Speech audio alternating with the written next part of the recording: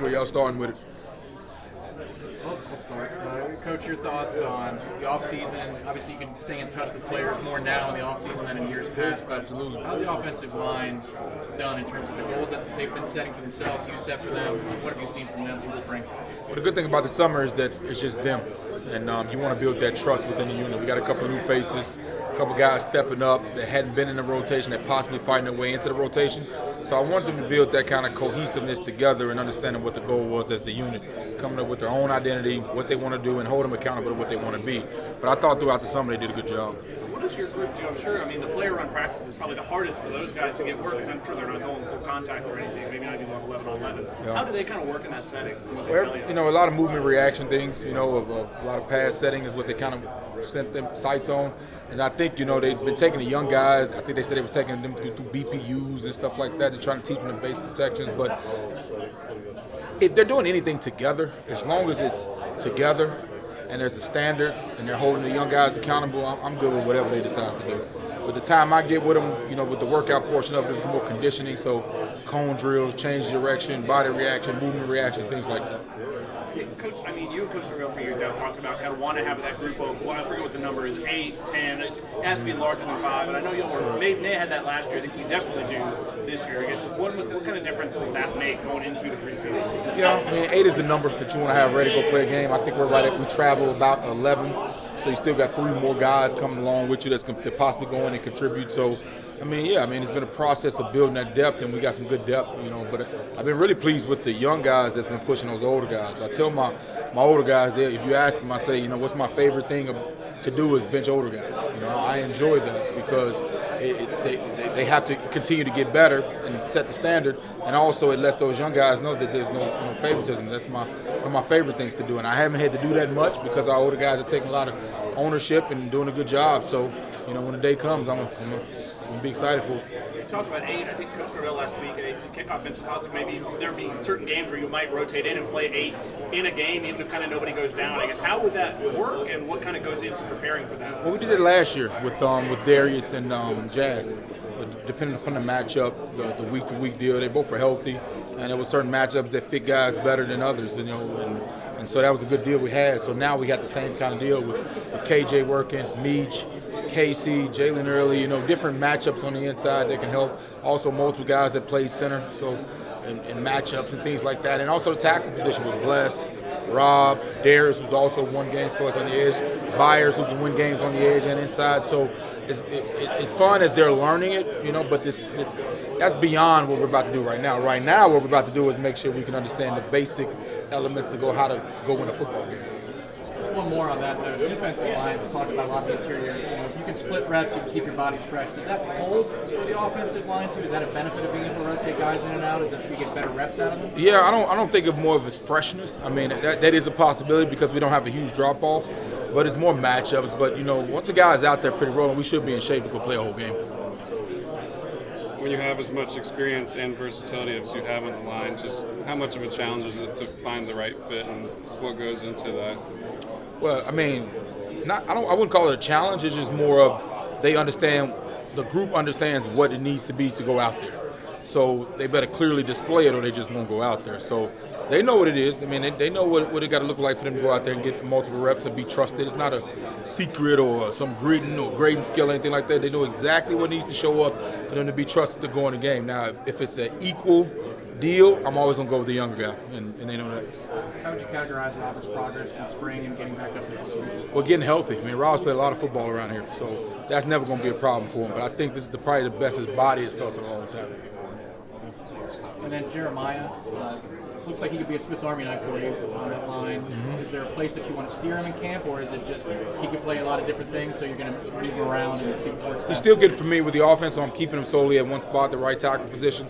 That's what I do before I start moving him around. I want them to feel comfortable with the offense because we ask him to do a lot of things in his offense. So before I start just, hey, you playing guard this practice, a tackle, a left tackle, I try to keep him in one spot until they have a full understanding. He's only been in the offense for 15 practices, so hopefully by mid-camp he's feeling a little comfortable. I can say, all right, go in there guard, go in there. Like, he can do it physically, there's no question, but I want to make sure I'm not giving him a disadvantage by asking him to do things he hadn't become a master of. Going into the start of fall camp, camp. How solidified a kind of a depth chart do you have in your own head, or is it written down somewhere? Or is it fairly still fluid in terms of moving guys around and seeing kind of the right five? I mean, you got some guys that are definitely, Maurice Smith, I mean, there's no question. He's going to be the guy, and he's always been the guy. I mean, he's done a really good job. And I tell him every year I try to replace him, and he always up for the challenge. He is. I tell him every year, I sit him down and say, I'm looking for somebody to be better than you. And he said, come on, bring it. So, but Mo that's the kind of guy he is. That's how he's always been. That's why he's developing the player he's become. So he's the one I would say solidified. The rest of them, we're going to have some fun this summer.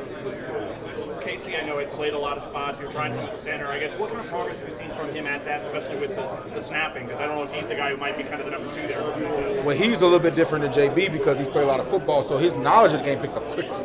So he was able to go quickly and learn from it. So he's been able to play. You saw him at center in the spring, both guard positions, possibly emergency tackle. He did that at Colorado. So it's just more of him solidifying the spot he's going to play at, which I think he'll do a good job.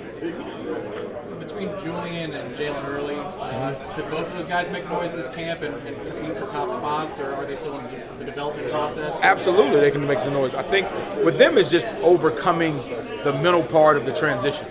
Their body's got to catch up. They got to get stronger. They've only been through one true off season, and then Julian, he had the ankle setback after the season. We had him down for a minute, so it's just more catching up mentally, and their body's catching up physically to be able to withstand practice, withstand that adversity. Once they break through that wall, they'll be able to make some noise. How significant was it to get Big Beach back?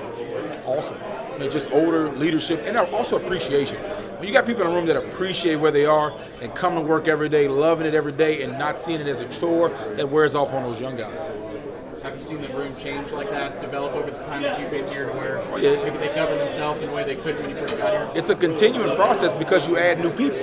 So, you add some people in every year, so it's a continuing process. Yeah, absolutely, because they take ownership in it. I mean, you got some guys that have been in that room for a long time, from Darius Washington to Maurice Smith to Robert Scott to Bless, who's been here going on 2 years long. You got Thomas Schrader, a name that people hadn't heard because he's coming off an injury and things like that. Meach, so we have guys that have been in that room for a long time that know the coach and know what the expectation is, so that helps those younger guys progress even better. Do you have a new, who is, if there is one, a new Dylan Gibbons in that room, that guy who seems like kind of the vocal leader, the guy who brings it all together? Yeah, I mean, right now we got some guys that's bidding for that spot. I would say the leadership when they speak is Mo. When he speaks, they listen. He's just not going to go out there and give 10,000 speeches and all that kind of stuff. But when he speaks and sees things, he's more of that one-on-one, relationship-based. I'm going to go get this right behind the scenes. But when he speaks, they listen. And when he raises, and that's a big deal. And I think there's some other guys kind of getting into that deal. Casey's earned some of that trust, being an older guy and been through it. KJ, Keandre, he's been a guy that's earned a little bit of that spot. So we'll see as it continues to progress. Darius, when he's at his top of his game. So I'm interested to see who becomes that. You talked about Bless. I'm sure it was frustrating for him after Magic coming here, playing one game, and then his season being over last year. What have you seen from him this offseason? Steady Eddie. Bless. Coming into last year, he was starting tackle. And now he's working a lot with the one, some twos, working at both tackles. He knows the offense. He's got his upper body strength. So, Bless can put it together. I think he can be a guy for us. In terms of the offensive responsibilities, there's a lot of skill position players that can do some things and do some damage. How would you handicap the receiver position? Johnny and Keon have both, Keon wasn't here last year, but they've proven at the D1 level they can be a force. What about behind them on that depth chart? Yeah, I mean, even when you talk about we don't know behind yet because we got some guys that's really rolling. I think the solidified one is Johnny for sure. But we got, when you really look at it, is you got guys that developed and became guys, and you also got guys that came in with experience. Guys like Tron, guys like Darion, who if he doesn't have that setback, he got some talent and some tools. So I'm excited to see him stay healthy this summer and see what he can do. But yeah, you got Keon, you got Ja'Kai Douglas, who's been in the program a long time. You got Winston Wright, who's feeling better than he's ever felt.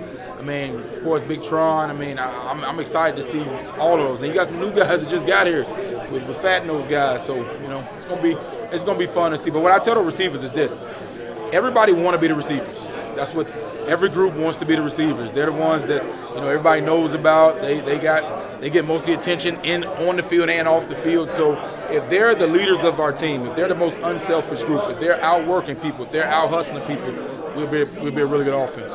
We saw recently, I think on Twitter, the before and after pictures a year ago from Trey Benson, from what he looked like a year ago to now. He was physically impressive a year ago. To add that weight, I guess, what have you seen from him? What do you expect of him coming into this year? Well, first, they got to credit Bill by Storms. Our strength and conditioning staff, nutrition with Jay, they all do a phenomenal job. But also, it's the buy-in of the player. you can put the program in front of them, you can hold them accountable to it, but if they don't buy into it, you don't get the result you're looking for. You're just checking off a box, and that's a player that ain't checking off a box. He's doing all to go get what he want to go get. So I'm rooting for him. Behind Trey, how is it looking the running back room in terms of the guys putting in the work to maybe separate themselves? LT's been around for a long time, obviously, and he's steady for you, but Rodney Hill, Keziah, and CJ, and so forth. Oh, yeah. Coach Johnson does a good job with that room. Talk about we on fries.